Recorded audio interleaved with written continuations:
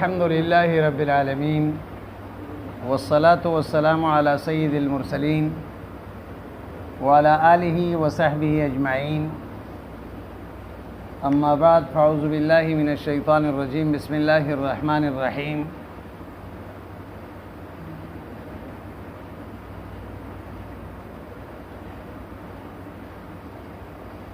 وإذ قال موسى لقومه إن الله يأمركم أن تذبحوا بقرة قالوا أتتخذنا هزوا قال أعوذ بالله أن أكون من الجاهلين۔ اللہ تبارک و تعالی ما قبل واذکروا اذ اخذنا میثاقکم احدکم بالعمل بما فی التوراۃ،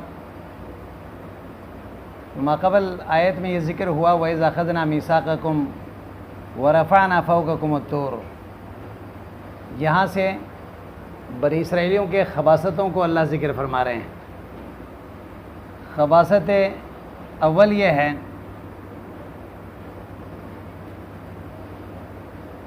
کہ عہد شکنی، اللہ سے انہوں نے وعدہ کیے کہ ہم آپ کے حکم کے مطابق چلیں گے، لیکن اس کے بعد پھر اللہ کے حکم کو یہ توڑتے رہے۔ اللہ نے فرمایا خذوا ما آتیناکم بقوۃ واذکروا ما فیہ لعلکم تتقون۔ خذوا انہیں پکڑنا، بالعمل عمل کے ذریعے سے، بقوۃ کا معنی بتا دیا کہ بجد و اجتہاد، واذکروا ما فیہ یاد رکھیں جو احکام اس میں ہے۔ یاد سے مراد کیا ہے؟ عمل کرنا۔ لعلکم تتقون، پھر نتیجہ کیا ہوگا؟ عمل کرو گے تو گناہوں سے بچ جاؤ گے، جہنم سے بچ جاؤ گے۔ تو نتیجہ کیا نکلا جب یہ حکم اللہ کے آیا؟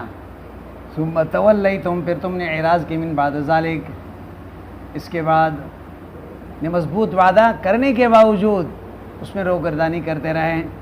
فلولا فضل اللہ علیکم ورحمتہ، اگر اللہ کے فضل اور رحمت نہ ہوتے تمہارے اوپر، توبہ اور تاخیر عذاب کے ساتھ۔ اللہ کے فضل کیا ہے؟ تمہیں توفیق توبہ عطا کر دی۔ رحمت کیا ہے؟ تاخیر العذاب ہے، فوراً اللہ کے عذاب آ جاتے تو تمہیں موقع نہ ملتا توبہ کی۔ لکنتم من الخاسرین، تم ہو جاتے تاوان اٹھانے والوں میں سے، خاسرین خسارے میں پڑنے والوں میں سے، الہالکین۔ تو سب سے بڑا خسارہ میں وہ آدمی ہوتا ہے جو نبی کے مخالفت میں اللہ کے عذاب میں آ کے ہلاک ہو جائیں۔ وَلَقَدْ عَلِمْتُمُ الَّذِينَ اعْتَدَوْا مِنْكُمْ، یقیناً تم جانتے ہو ان لوگوں کو جنہوں نے تجاوز کی حد سے اس ہفتے کے دن مچھلی کا شکار کر کے تمہیں منع کیا گیا تھا۔ اصحاب ایلہ یہ ایک طبقہ تھے ان اہل کتاب کے، 70,000 لوگ تھے حضرت داؤد علیہ السلام کے قوم، اور یہ ایلہ نام ایک بستی ہے اور اسی میں یہ رہتے تھے۔ اللہ نے اسباب تعیش ان کو وافر عطا کیے، ہر طرح کے نعمتوں سے ان کو نوازا، اب اس کا نتیجہ یہ تھا کہ ان کو اللہ کے حکم کو ماننی چاہیے نا۔ لیکن اس کے بعد اللہ کی طرف سے آزمائش شروع ہوئی۔ اللہ نے بطور امتحان یہ فرمایا کہ ہفتے کے دن مچھلی نہ پکڑیں، چونکہ یہ ساحل سمندر میں رہتے تھے، ساحل سمندر پہ، تو ہفتے کے دن مچھلی باقی ایام میں جو ہے وہ مچھلی پکڑ سکتے ہیں 6 دنوں میں، صرف ہفتے کے دن کا احترام کریں۔ لیکن اس کے باوجود انہوں نے اللہ کے حکم کو توڑا، اور ہفتے کے دن چونکہ مچھلی زیادہ اوپر آتے تھے بطور امتحان، تو انہوں نے اس طرح کے تالاب بنا کے مچھلی کو وہاں بند کر دیا، اور پھر اتوار کے دن پکڑ لیتے، اور یہ کہتے کہ ہم نے تو پانی سے جو ہے اتوار کے دن اٹھایا، جبکہ تالاب میں ہفتے کے دن ان کو بند کرتے تھے۔ تو پھر اس میں 3 فرقے ہو گئے ان لوگوں میں سے. یہ جو داؤد علیہ السلام کے قوم تھے, کچھ وہ تھے جو اس جرم میں شامل ہو گئے, اور کچھ وہ تھے اور پہلے تو یہ سمجھ لیں جو حضرات جو لوگ اس جرم میں شریک تھے, انہوں نے اللہ کے حکم کو توڑا اور مچھلی کو ہفتے کے دن پکڑ لیے, تو اللہ نے ان کو بندر بنا دیے, خنزیر بنا دیے, ان کی شکلیں مسخ ہو گئے. ان کے جو بڑے تھے وہ خنزیر بن گئے, ان کے جو نوجوان اور تھے وہ جو ہے بندر بن گئے. 3 دن ان کو اسی حالت میں یہ رہے اور اس کے بعد ان کو تباہ کر دیا گیا, ہلاک کر دیا گیا. اس لیے پہلے بھی گزر چکا ہے کہ حدیث میں آتا ہے, مسلم کی روایت ہے, وَلَا يَكُونَ لِلْمَمْسُوحِ نَسْلُنَا, حدیث میں آتا ہے جس انسان کا شکل بگڑ جائیں تو پھر اس کا نسل آگے نہیں چلتا. یہ جو بندر اور خنزیر دنیا میں موجود ہے یہ الگ نسل ہے. یہ بات سمجھ میں آئی؟ 3 دن کے بعد یہ تباہ ہو گئے. ایک طبقہ, تیسرا طبقہ وہ تھا, ان کو روکتے رہے, ان کو منع کرتے رہے, ان کو نصیحت کرتے رہے کہ اللہ کے حکم ہے, اس کے نافرمانی نہ کریں. تو اب یہ طبقہ نجات پائے. اور تیسرا طبقہ وہ تھے جو خاموش ہو گئے, انہوں نے کہا ان کو کیوں نصیحت کرتے ہو, یہ تو ویسے بھی تباہ ہو جائیں گے, نصیحت کوئی فائدہ نہیں دیتا. لیکن ان فرقوں کے متعلق, ان کے فرقے کے متعلق قرآن نے کچھ ذکر نہیں فرمایا, لیکن عام محدثین فرماتے ہیں کہ ان کو بھی تنبیہ کر کے چھوڑ دیا گیا, کیونکہ ان کو بھی اگر ہلاک کیا ہوا ہوتا تو قرآن ذکر کرتے ہیں. سمجھ میں بات آئی؟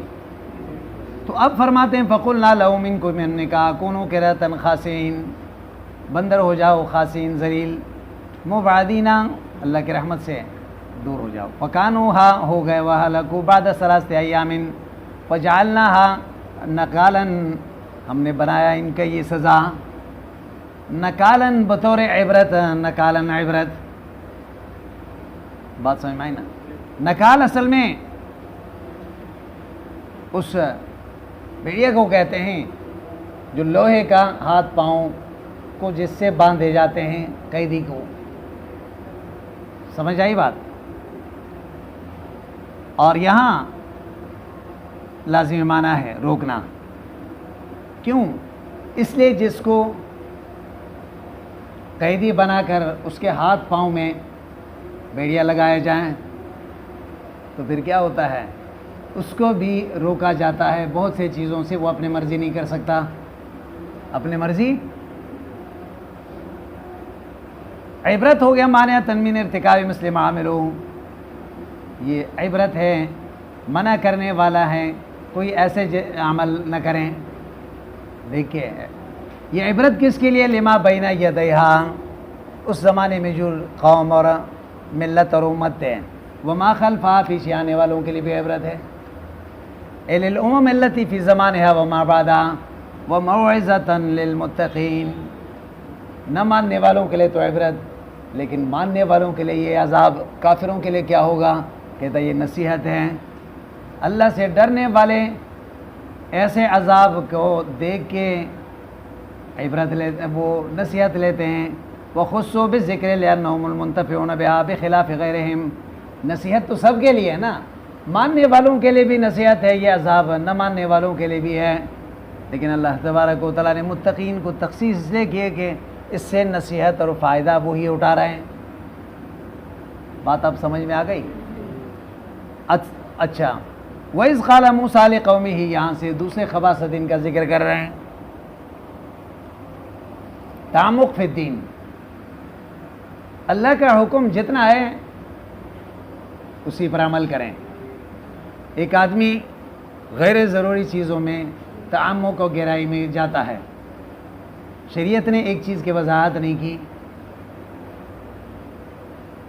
آپ اس کی وضاحت کے پیچھے لگے ہوئے.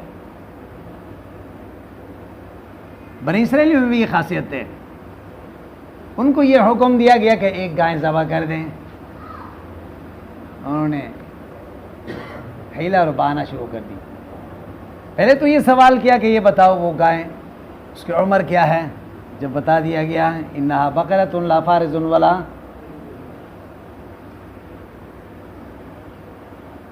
بکر، نہ جوان ہے نہ زیادہ عمر کے ہیں، نہ بالکل نوجوان ہے، درمیان عمر کے ہیں. تو پھر آگے انہوں نے سوال کیے کہ ادعو لنا ربک یبین لنا ما لونھا، رنگ کیسا ہے. رنگ بھی بتا دیے کہ زرد رنگ، خالص زرد رنگ کے ہیں. پھر سوال ہوا اچھا یہ بتائیں کام کیا کرتی ہے وہ گائیں. فرمایا انھا بقرۃ لا ذلول تثیر الارض، کام والی نہیں ہے. سمجھ آئی بات. پھر آگے جا کے انہوں نے الآن جئتا بالحق، پھر کہنے لگے ہاں آپ آ گئے، پورا بیان کے ساتھ. پھر ذبح کر دی. پھر کیا کر دی؟ ذبح کر دیے گا. اور یہ 40 سال اس حکم کی تکمیل میں لگ گئے. گائے کی تلاش میں کتنا عرصہ گزر گیا؟ 40 سال. یہ ٹالتے رہے کسی طریقے سے یہ بچ جائیں. سمجھ میں بات آئی نا؟ کسی طریقے سے کیا ہو جائیں؟ بچ جائیں. بالآخر ان کو ذبح کرنا پڑا. اس لیے حدیث میں آتا ہے ابن عباس رضی اللہ عنہ فرماتے ہیں لو ارادو، اگر انہوں نے ایک جب حکم کے ان کو دیا گیا کہ گائے ذبح کر دیں، ایک گائے کہیں سے پکڑ کر کے ذبح کرتے تو تعمیل حکم ہو جاتا. لیکن فشدد اللہ علیہم، پھر وہ گائے مل نہیں رہی تھی. پھر ایک ایسا آدمی کے پاس مل گیا ہے، وہ اپنے والدہ کا بڑا خدمت گزار تھا. لوگوں نے کہا یہی گائے تو ہے. انہوں نے کہا بھائی میں تو نہیں بیچتا. پھر ایک سونے کی بوری بھر کے ان کو دیا گیا. بات سمجھ میں آئی نا؟ یعنی کئی گنا زیادہ قیمت پہ ان کو خریدنا پڑا. فشدد اللہ علیہ. اس لیے بعض چیزوں میں حضور یہی فرماتے ہیں کہ جب شریعت نے سوال یہ وضاحت نہیں کی، تم بھی اس کے پیچھے نہیں پڑو. شاید وہ حکم آپ کے سوال کے وجہ سے اس میں سختی آ جائیں تو ذریعہ کون بنا؟ آپ بنیں. ابہموا ما ابہمہ اللہ، جس کو اللہ نے مبہم چھوڑ دیا اس پہ آپ کیوں تحقیق کر رہے ہو؟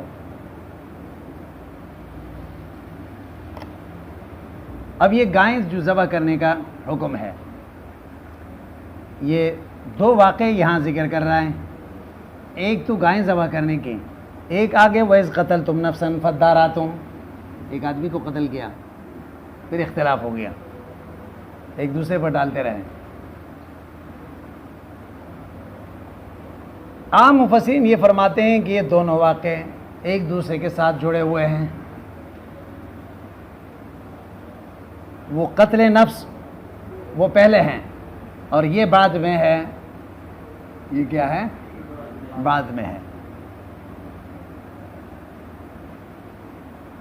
جن ایک آدمی کو ان کے چچزاد بھائیوں نے یا بھتیجوں نے میراث کے لیے قتل کیا، پھر صبح شور مچاتے رہے کہ موسیٰ علیہ السلام کے پاس آئے کہ ہمارے آدمی کو کسی نے قتل کر دیا. اللہ نے فرمایا کہ گائے ذبح کر کے اس کے کسی عضو کو اس مردے کے ساتھ لگا دیں، جس سے یہ زندہ ہو جائے گا اور بتا دے گا کہ اس نے قتل کیا ہے.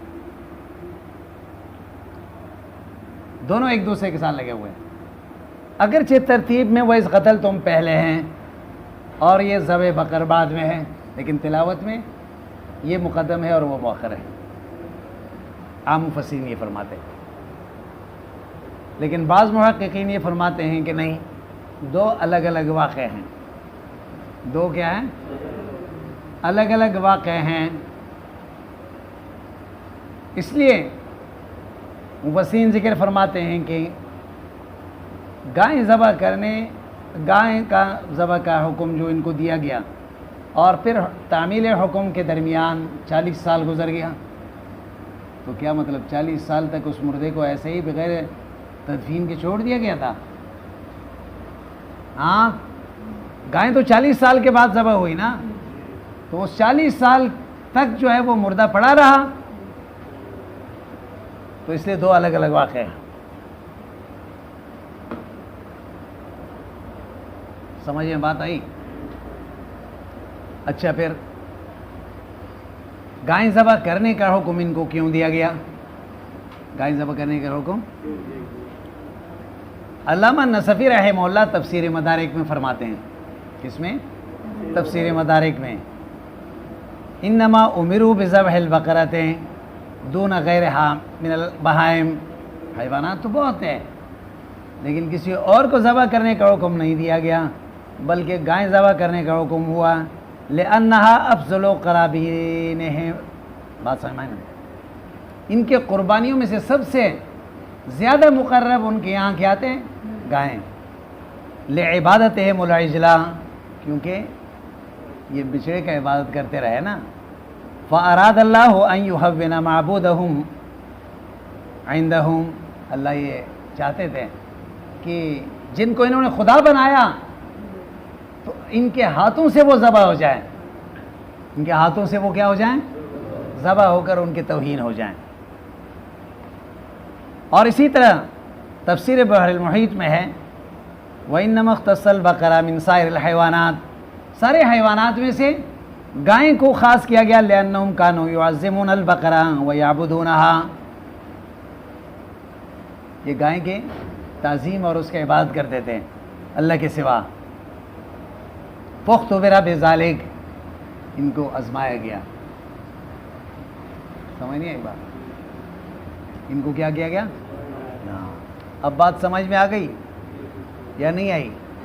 دیکھیں، وذکر، یاد کریں، اذ قال موسیٰ لقومہ، جب فرمایا موسیٰ علیہ السلام نے اپنے قوم سے، وقد قتل لهم قتیلون، قتل ہو گئے تھے ان میں سے ایک آدمی تھا جس کا نام عامیل تھا، اس کے رشتہ داروں نے قتل کر دیے تھے، ان کے رشتہ داروں نے قتل کر دیے تھے۔ بعض روایت میں یہ آتا ہے کہ بنی اسرائیلیوں میں ایک مالدار آدمی تھا اور چچزاد بھائیوں نے یا بھتیجوں نے ان کو میراث کے لیے قتل کیا کیونکہ وہ لاولد تھے، اس کی اولاد نہیں تھی۔ پھر شہر کے باہر جو ہے اس کو پھینک دیے، صبح پھر شور مچاتے رہے کیا ہمارے آدمی کو کسی نے قتل کر دیا۔ موسیٰ علیہ السلام کے پاس آ کے کہنے لگے کہ اس کی تحقیق ہونی چاہیے، ہمارے آدمی کو کس نے قتل کیے۔ بہرحال تو پھر حکم ہوا، لا یدری قاتلہ، قاتل کا پتہ نہیں چل رہا تھا۔ وسالوہ، موسیٰ علیہ السلام سے پوچھا، ان یدعو اللہ ان یبینہ لہم، اللہ سے دعا مانگے کہ اللہ قاتل کی وضاحت کریں۔ فدعاہ، موسیٰ علیہ السلام نے اللہ سے دعا مانگی، ان اللہ یامرکم ان تذبحوا بقرہ، اب حکم آیا، اللہ فرماتے ہیں کہ تم گائیں ذبح کر دو۔ قالوا اتتخذنا ہزوا، قوم نے کہا ہم مردے کے، ہم مقتول کے تحقیق کا بات کر رہے ہیں، آپ کہتے ہیں گائیں ذبح کر دیں۔ اتتخذنا ہزوا، کیا آپ ہمارے ساتھ مذاق کر رہے ہیں؟ محظوظا بنا حیث تجیبنا بمثل ذلک، ہم کیا سوال کر رہے ہیں، جواب کیا مل رہا ہے؟ گائیں ذبح کر رہے ہیں اور مقتول کے تحقیق کا کیا درمیان میں واسطہ ہے، تعلق ہے؟ استہزاء فی الدین جائز نہیں ہوتا، دین کے کسی معاملے کا مذاق اڑانا، خصوصاً شاعر اللہ کے توہین، یہ کفر ہوتا ہے۔ نفس مذاق وہ ممنوع نہیں ہے، حضور اکرم صلی اللہ علیہ وسلم سے بھی ثابت ہے، خوش طبیعتی جس کو کہتے ہیں، لیکن خوش طبیعتی میں بھی جھوٹ کا عنصر نہیں ہونی چاہیے۔ جس خوش طبیعتی میں جھوٹ کا آمیزش ہو وہ بھی صحیح نہیں ہے۔ اگرچہ لوگ سمجھتے ہیں کہ یہ جھوٹ بول رہا ہے، ہنسانے کے لیے کہہ رہا ہے، لیکن پھر بھی یہ مذموم ہے۔ سمجھ میں بات آئی؟ لیکن البتہ خوش طبیعتی کے بعد حضور سے بھی ثابت ہے، محدثین نے ابواب قائم کیے ہیں حضور کے مذاق کے۔ ہاں، حضور اکرم صلی اللہ علیہ وسلم کے پاس ایک بوڑھی آئی، کہنے لگی یا رسول اللہ دعا کریں اللہ مجھے جنت عطا فرما دیں۔ حضور نے فرمایا کہ بوڑھیا جنت میں نہیں جائے گی، بوڑھیا جنت میں، وہ پریشان ہو گئی۔ حضور نے فرمایا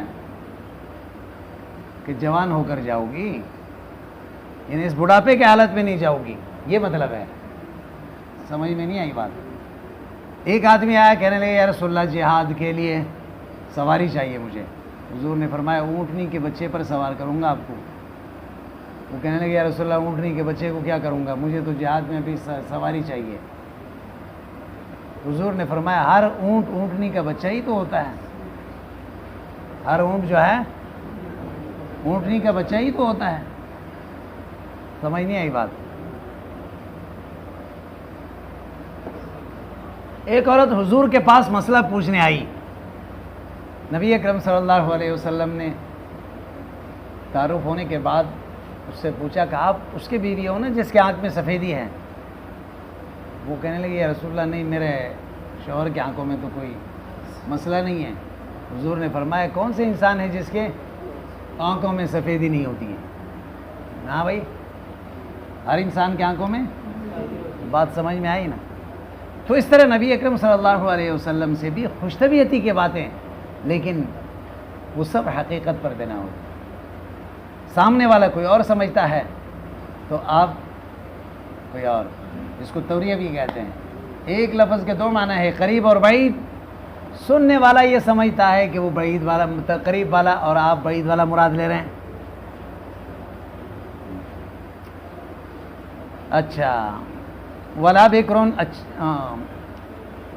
فلما قال اعوذ باللہ، موسیٰ علیہ السلام نے فرمایا میں اللہ سے پناہ مانگتا ہوں ان اکون من الجاہلین، میں جاہلوں میں سے ہو جاؤں۔ یہ دین میں مذاق کرنا اللہ کے احکام کے متعلق، یہ تو جاہلوں کا کام ہے، میں جاہل تو نہیں ہوں۔ اے المستہزئین فلما علموا انہ عزمنا، اب ان کو پتہ چلا کہ یہ تو واقعی کوئی مذاق نہیں ہے، یقینی حکم ہے اللہ کی طرف سے۔ قالوا ادع لنا ربک، کہنے لگے اللہ ہمارے لیے، اللہ موسیٰ علیہ السلام سے کہنے لگے ادع لنا ربک، اللہ سے دعا مانگیں ہمارے لیے، یبین لنا ما ہی، ہمارے لیے بیان کریں کہ یہ گائے کا عمر کیا ہے، اے ما سنھا۔ قال موسیٰ انہ، اللہ تبارک و تعالیٰ فرما رہے ہیں انا بقرۃ لا فارض ولا بکرنا، اللہ فرما رہے ہیں نہیں یہ ایسے گائے نہ تو بالکل بوڑھی ہے ولا بکرن، نہ بالکل چھوٹی ہے، زیادہ جوان ہے، درمیان ہے۔ عوان بین ذالک، ان کے درمیان ہے، بین ذالک نصف بین ذالک۔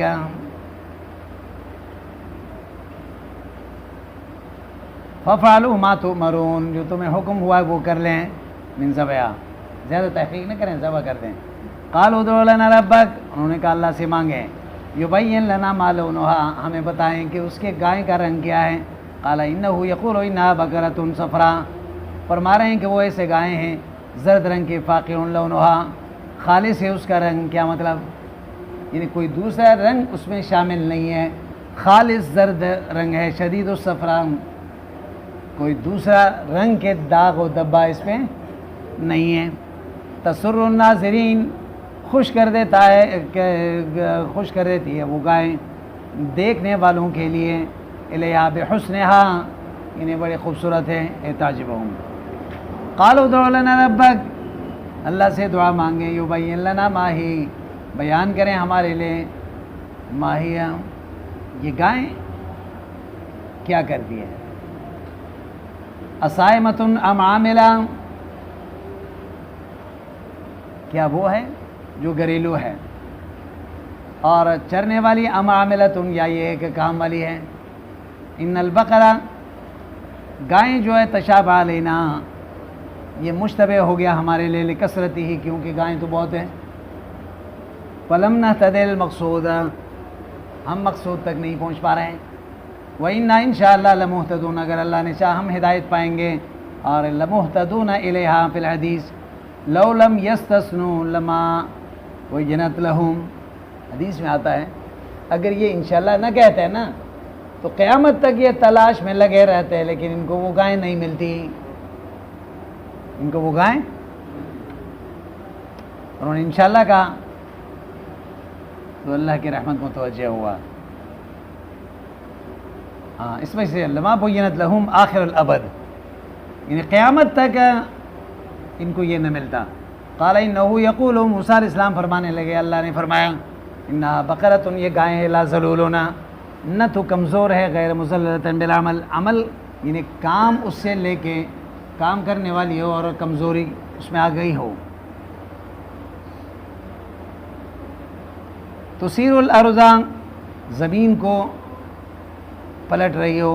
تقلبھا للزراعۃ، حل بھی استعمال ہوتے ہوں، ایسا بھی نہیں ہے. اور یہ جملہ صفت ہے ذلول کے، داخلۃ فی النفی، نفی میں داخل ہے. لا ذلول، یہ کمزور نہیں ہے جو تثیر الارض، زمین کو کیا کرتی ہو. یعنی کیا مطلب، معنن اس میں نفع پایا جاتا ہے، نہ یہ کمزور ہے نہ یہ زمین کو میں ہل چلانے میں کام آتے ہیں.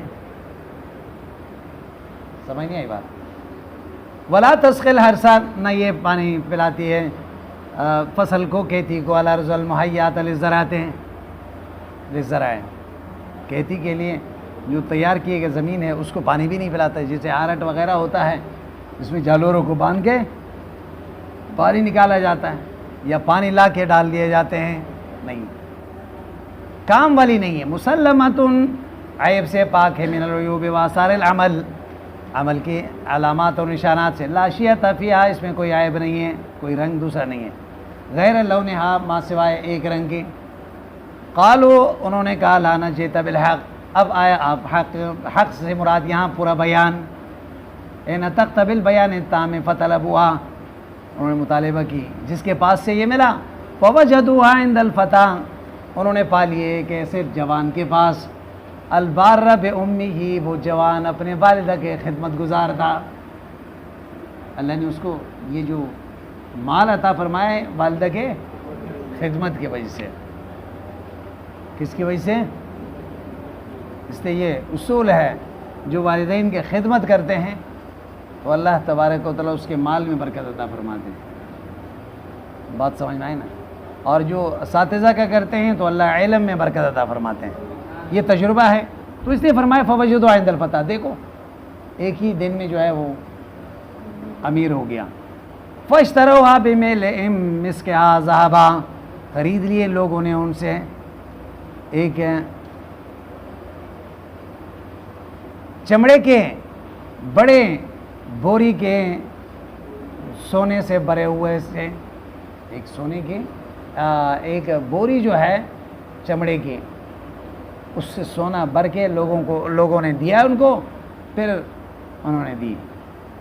فذبحوها، لوگوں نے ذبح کر دیا. وما كانوا يفعلون، اللہ فرماتے نہیں تھے یہ خوشی سے کرنے والے، کیوں لغلاء ثمنها، وہ اتنا مہنگا تھا. وفي الحدیث لو ذبحوا أي بقرة كانت لا ذاتهم، حدیث میں ہے اگر یہ ذبح کرتے ایک کوئی بھی گائیں کانت لا ذاتهم، ان کے لیے کافی ہو جاتا. ولكن شددوا على انفسهم فشدد الله عليهم، انہوں نے سختی کی ہے تو اللہ نے بھی ان کے اوپر. اس لیے دینی معاملات میں اس حد تک تحقیق ہونی چاہیے جتنے تک ممکن ہے. شریعت نے بتایا ہے. بات سمجھ میں آئی؟ بہرحال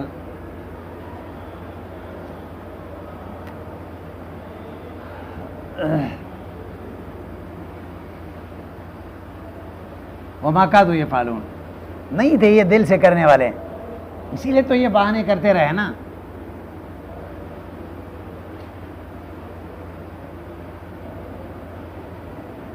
وَإِذْ قَتَلْتُمْ نَفْسًا فَادَّارَأْتُمْ، جب قتل کیے تم نے ایک آدمی کو، فَادَّارَأْتُمْ فِيهِ، تم نے اس میں اختلاف کر دی. بتا دیا ابھی، بنی اسرائیلیوں میں ایک آدمی تھے مالدار، جس کی کوئی اولاد نہیں تھی. اس کا چچزاد بھائیوں نے یا بھتیجوں نے ان کو میراث کے لیے قتل کر کے شہر سے باہر پھینک دی. پھر موسیٰ علیہ السلام کے پاس آ کے رونے لگے کہ ہمارے آدمی کو قتل کیا, اس کی تحقیق ہونی چاہیے. اللہ نے پھر طریقہ بتا دیا. گائے ذبح کر کے اس کے دم پکڑ کر کے اس مردے کے جسم کے ساتھ لگا دیں تو زندہ ہو کر بتا دے گا. اب جو حضرات یہ کہتے ہیں کہ دونوں واقعے ایک دوسرے کے ساتھ جڑے ہوئے ہیں, پھر اس پہ یہ اشکال جیسے آپ کو کہا تھا نا کہ 40 سال تک یہ مردہ پھر زندہ وہ ایسے ہی پڑا رہا, تو وہ لوگ پھر یہ کہتے ہیں کہ شاید یہ بھی ہو سکتا ہے ان کو پہلے گائے ذبح کرنے کا حکم دیا گیا ہو. گائے مقصود وہی ہے کہ ان کے خداؤں کے توہین کرنا. جب 40 سال مکمل ہو گیا, اب گائے کے قریب پہنچ گئے, تو یہ واقعہ بھی پیش آیا ہو, یہ واقعہ آدمی کا قتل کرنے کا. پھر اللہ نے فرمایا ہو اس گائے کے کسی عضو کو لے کے اس مردے کے ساتھ لگا دیں تو زندہ ہو جائے گا, یہ بھی ہو سکتا ہے. یا دونوں الگ الگ واقعے ہیں.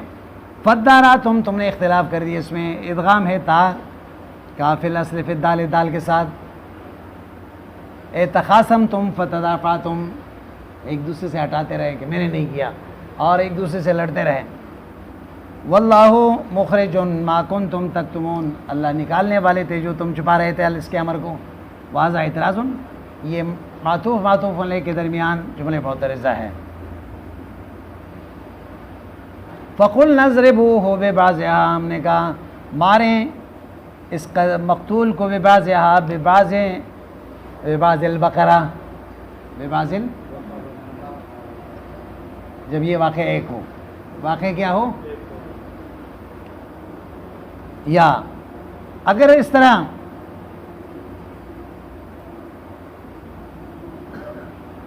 دونوں الگ الگ واقعہ ہو جیسے پہلے بتایا, تو اس وقت معنی یہ ہوگا فقل نضربوہ ببعضہا, بعض اعضائہا, اعضاء المیت مراد ہے. یہ اس مردے کے کوئی ہاتھ اٹھا کے جو ہے اس کے جسم کے ساتھ لگا دیں تو خود یہ مردہ زندہ ہو جائے گا. کیا ہو جائے گا, نہیں سمجھے؟ زبان سے یا آوج وزن بہا, یا ہے کہ دم کے جو آخری حصہ, بات سمجھ میں, جو ریڑھ کے ہڈی کے ساتھ لگے ہوئے ہوتے ہیں اس کے ساتھ اس کو لگا دیا گیا, زندہ کیے گئے ہیں. وقال قتلنی فلان فلان لابن عمہ, اس کے چچزاد بھائیوں کے متعلق کہا وماتا فحرم المیراث وقتلا, دونوں قتل بھی ہوئے اور محروم بھی قرار دیے گئے. کذالک الاحیاء یحیی اللہ الموتى, اسی طرح یہ زندہ کرنا, اللہ مردوں کو زندہ فرماتے ہیں. ویریکم آیاتی, اللہ اپنے دلائل قدرت تمہیں دکھاتے ہیں. لعلکم تعقلون, تاکہ تم عقل سے کام لو. تتدبرون فتعلمون ان القادر علی احیاء نفس واحد قادر علی احیاء نفوس کثیرہ فتؤمنون. مشرکین مکہ بعض بعد الموت کے قائل نہیں تھے. اللہ فرماتے ہیں یہ عبرت ہے نا, ایک آدمی کو جو مر چکا ہے اس کو اللہ زندہ کر سکتے ہیں, تو کل قیامت کے دن انسان ساری انسانیت کو اللہ زندہ نہیں کر سکیں گے. اللہ کی قدرت میں ہے یہ سب کچھ. ثم قست قلوبکم, پھر تمہارے دل سخت ہو گئے. یوہل یہود صلبت عن قبول الحق, قبول حق سے کیا ہو گئے, سخت ہو گئے. اذا اذنب العبد ذنبا, جب بندہ گناہ کرتا ہے تو اس کے دل میں سیاہ نقطے لگ جاتے ہیں, اور توبہ کریں تو دور ہو جاتا ہے, ورنہ پورا دل کو گہرا میں لیتا رہے. فذالک الران, حدیث میں آتا ہے یہ وہ ران ہے, یہ وہ زنگ ہے جن کے عمل کی وجہ سے اس کے دل میں لگتا ہے. اس کے بعد پھر نیکی کی طرف رغبت کم ہو جاتے ہیں, برائی کی طرف رغبت زیادہ ہو جاتے ہیں. فہی کالحجارہ, یہ دل جو ہے کالحجارہ, پتھر جیسے بن گیا ہے, تو نازک چیز. حدیث میں آتا ہے نا دل کو قلب اس لیے کہتے ہیں لأنہ یتقلب, ایک حال میں نہیں رہتا. ہاں, دوسری بات یہ ہے کہ حضور فرماتے ہیں الا فی الجسد مضغۃ ان صلحت صلح الجسد کلہ, وَإِن فَسَدَتْ فَسَدَ الْجَسَدُ كُلُّهُ أَلَا وَهِيَ الْقَلْبُ۔ انسان کے جسم میں ایک گوشت کا ٹکڑا ہے، اگر وہ صحیح ہو جائیں تو سارے اعضاء صحیح ہو جائیں گے، اگر وہ غلط چلیں تو پھر سارے اعضاء، ہاتھ، پاؤں، زبان، آنکھ، یہ سارے دل کے تابع ہیں۔ کیا ہے؟ پہلے کوئی بھی بات اچھی ہو یا بری وہ دل میں آتی ہے، دل میں اترتی ہے، پھر اسی کے مطابق انسان حرکت کرتا ہے، اپنے اعضاء کو حرکت دیتا ہے۔ سمجھ آئی بات؟ من بعد، اچھا، کل حجارہ او اشد قسوہ، یا بلکہ پتھر سے بھی زیادہ سخت ہو گیا، او اشد قسوۃ منہا، اس سے بھی زیادہ سخت ہو گیا۔ اللہ اکبر۔ کیسے؟ فرمائے وَإِنَّ مِنَ الْحِجَارَةِ لَمَا يَتَفَجَّرُ مِنَ الْأَنْهَارِ، کچھ پتھر ایسے ہیں جس سے نہریں جاری ہوتے ہیں، بہت زیادہ پانی جاری ہوتا ہے پتھر سے۔ وَإِنَّ مِنْهَا لَمَا يُشَقَّقُ، کچھ وہ ہیں جو پھٹ جاتے ہیں، فَيَخْرُجُ مِنْهُ الْمَاءُ، اس سے پانی نکل آتا ہے، یعنی کبھی زیادہ پانی کبھی کم پانی نکلتا ہے، کبھی زیادہ پانی کبھی کم پانی۔ وَإِنَّ مِنْهَا لَمَا يَهْبِطُ، اور بعض وہ ہیں يَهْبِطُ، نیچے آتا ہے اللہ کے خوف، من خشیت اللہ، اللہ کے ڈر سے، يَنزِلُ مِنْ عِلْوٍ إِلَى سِفْلِنَا، اوپر سے نیچے کی طرف لڑک کر آتا ہے، من خشیت اللہ، اللہ کے خوف سے۔ وَقُلُوبُكُمْ لَا تَتَأَثَّرُ وَلَا تَلِينُ وَلَا تَخْشَعُ، لیکن انسان، آپ کے دل کوئی متاثر نہیں ہوا، آپ کا دل جو ہے نرم نہیں ہوا، اور آپ کے دل اللہ سے ڈرا نہیں، تو پتھر سے بھی زیادہ سخت ہو گیا۔ آپ کہیں گے پتھر کیسے اللہ کا خوف رکھتا ہے، اللہ سے ڈرتا ہے؟ یہ تو جمادات ہیں۔ وَإِن مِّن شَيْءٍ إِلَّا يُسَبِّحُ بِحَمْدِهِ، ایک طرح کے شعور اللہ نے ہر چیز کو دیا ہوا ہے، اور خاص طور پر جمادات کو تو وہ شعور بسیطہ کہتے ہیں۔ کیا کہتے ہیں؟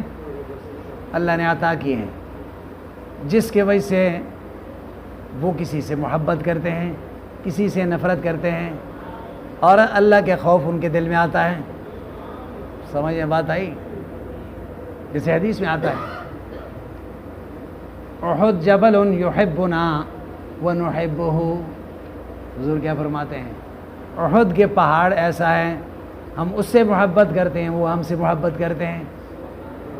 حضور اکرم صلی اللہ علیہ وسلم جب وہ پہاڑ پہ چڑھے تھے، پہاڑ حرکت میں آ گئے تھے، حضور اکرم صلی اللہ علیہ وسلم نے فرمایا تھا کہ خاموش ہو جاؤ، آپ کے اوپر ایک نبی ہے، ایک صدیق ہے، دو شہید ہیں۔ دو کیا ہیں؟ حضرت فاروق اعظم، حضرت عثمان بھی تھے، حضرت صدیق اکبر بھی تھے۔ اِنَّا عَرَضْنَا الْأَمَانَةَ عَلَى السَّمَاوَاتِ وَالْأَرْضِ وَالْجِبَالِ فَأَبَيْنَ أَن يَحْمِلْنَهَا وَأَشْفَقْنَ مِنْهَا۔ سمجھ میں نہیں آئی بات؟ اللہ نے یہ امانت پہلے آسمان و زمین اور پہاڑوں کے سامنے پیش کیے تھے، لیکن انہوں نے معذرت کر لی، ہم یہ حکم نہیں اٹھا سکتے۔ تو انسان نے اٹھایا، اور اب جاہل بھی بن رہا ہے اور ظالم بھی بن رہا ہے۔ وَمَا اللَّهُ بِغَافِلٍ عَمَّا تَعْمَلُونَ، نہیں اللہ غافل جس سے تم کرتے ہو۔ وَإِنَّمَا يُؤَخِّرُكُمْ لِوَقْتِكُمْ مَا، ہاں عذاب کیوں نہیں آتا پھر جب اللہ کو پتہ ہے؟ اللہ اپنے وقت پہ عذاب دیتا ہے۔ وَفِي قِرَةٍ بِالتَّحْتَانِيَةِ وَمَا اللَّهُ بِغَافِلٍ عَمَّا يَعْمَلُونَ، اس میں التفات ہوگا خطاب سے غیبت کی طرف اگر یعملون ہو۔ اَفَتَطْمَعُونَ أَن يُؤْمِنُوا لَكُمْ وَقَدْ كَانَ فَرِيقٌ مِّنْهُمْ، کیا تم یہ امید رکھتے ہو اے ایمان والو، ان یؤمنوا لکم، یہ یہود تمہارے بات کی تصدیق کریں گے؟ ان یؤمنوا لکم، یہ یہود حمزہ استفہام کے لیے ہیں۔ حمزہ کس کے لیے ہے؟ تو معنی یہ ہوا کیا تم یہ طمع رکھتے ہو اے ایمان والو، ان یؤمنوا، یہ یہود تمہاری بات پر یقین کریں گے؟ وَقَدْ كَانَ فَرِيقٌ مِّنْهُمْ، ایک جماعت ان میں سے تھے، يَسْمَعُونَ کلام اللہ، اللہ کے کلام کو سنتے ہیں، یہ تورات کو انہوں نے کوئی طور پہ سنا، ثُمَّ يُحَرِّفُونَهُ، پھر ان کو انہوں نے تبدیل کر دی، من بعد ما عقلوا، سمجھنے کے بعد. اس سے مراد یا تو یہ ہے اللہ نے تورات ان کو دیے اور تورات کے لفظی اور معنوی تحریف کرتے رہے. ایسے لوگوں سے کیا توقع ہے؟ وہ قرآن مانیں گے اور آخر نبی کو مانیں گے؟ یا کوئی طور پہ جب گئے تھے اللہ کے حکم ان کو دیا گیا اور آ کے قوم کو الٹ بتاتے رہے. ثم یحرفونہ یغیرونہ من بعد ما عقلوا، سمجھنے کے بعد. وہم یعلمون، کو پتہ تھا کہ انہم مفترون، یہ جھوٹ بول رہے ہیں. حمزہ انکار کرے لا تطمعوا فلہم سابقۃ فی الکفر. اللہ فرماتے ہیں یہودیوں سے طمع نہ کریں، اس لیے کہ ان کی کفر بہت پہلے سے موجود ہے، تو لہٰذا یہ ازلی بدبخت ہیں، کبھی دین کی طرف نہیں آئیں گے. اس سے سارے یہود مراد نہیں ہیں، بلکہ ان الذین کفروا سواء علیہم انذرتہم ام لم تنذرہم، وہاں سارے کافر مراد نہیں تھے. تو اسی طرح یہاں پہ سارے یہود بھی مراد نہیں ہیں، اس لیے کہ بہت سے یہود کے علماء اور عام لوگ مسلمان ہوئے. یہاں وہ عنادی مراد ہیں، حق کو جاننے کے باوجود باطل کے ساتھ کھڑے رہے.